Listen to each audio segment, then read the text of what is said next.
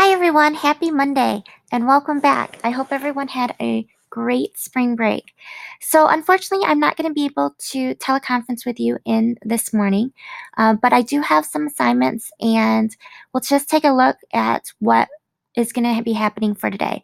I will definitely I will definitely have my phone on me. I can't guarantee I'll be able to answer all your questions, but please feel free to email me with a screenshot. Um, However, today we'll be working on basic calculator. I know a lot of you got that finished, but I sent some of it back. So please take a look. Also, there's 3.4, which is the area. And then we have additional work days for 3.5, 3.6, and 3.7. If you quick take a look here, you have testing this week. So I try to break it down as much as I can. The testing is going to begin on Tuesday, I believe, and it's going to run mostly in the morning for everyone. So you won't be gone the whole day. I believe not. SATs, 11th graders, you're not going to be here on Tuesday. And then Wednesday, everyone's going to be gone, I believe, in the morning at least for testing. And then Thursday, 11th graders will be gone in the morning as well doing MME. So keep that in mind. I'm going to see where we all are come Tuesday and Wednesday. I'll definitely teleconference with you guys during those days.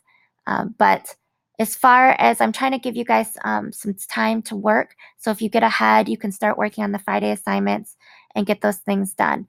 My main concern is I looked at some of your assignments, and I'm sorry if I sent it back to you with an explanation like it wasn't working, there was an error. For some reason, my editor wasn't compiling your program correctly, and I just copied and pasted it into a new editor or practice sheet, and then it worked. So if I sent it back and it said there was some errors and that you need to check your assignment, I'm sorry. I apologize. That's on my fault. However, there might be some other feedback that I gave you in terms of the calculations and things like that. So that's something you want to pay attention to. Also, when I said to use double scanners, that was a mistake as well, just because I was getting those errors. So just ignore the double scanner and the compile, or I ran it and I got an error comments. Just ignore those. However, if it's working on your end, you can shoot me an email as well. I think I went back through and regraded all of those that I was getting the errors in. Anyway, so that being said, please take a look at the grades. Please also take a look at the upcoming and what's going on. And then go back to your basic calculator, or even for some of you, the 100 years. I'm going to go back to those assignments quick here. And for example, folks, the 100 years, that was input. So like this is just a sample run. So please be aware that even though I said, the user is going to input Pascal and then it's going to be 16 years, it could be anything where I put in the username is Bob and he's 98 years old, and then it should spit out, Bob, you will be 102 years. So please be aware of the 100 years. Same with the calculator. You are going to want to use doubles just in case if something happens where the person puts two numbers in, such as 9 and 2. That division of 9 and 2 is going to give you a decimal. So you want two doubles, as it says in the directions. And then it's just going to spit out the two numbers that the user inputs. So this is just an example. So it could be 30 and 5. It could be 30 and 2. It could be 10 and 2. It just needs to read in two numbers and then do the calculations where it adds the two numbers, it subtracts the two numbers, it multiplies, and then it divides. So please run it a couple times. You should not necessarily always use 25 and 5. So some of you guys just did that as a quick example and didn't actually allow for user input. You just did a straight, this is the number, this is the other number. But you need to actually have user input. So please make sure you use the scanner for that. Then, if you get done with the basic calculator, the 100 years, I want you guys to look at area. So with area, you're also going to want to anticipate or at least indicate to the user that they need to either make it all feet or all inches.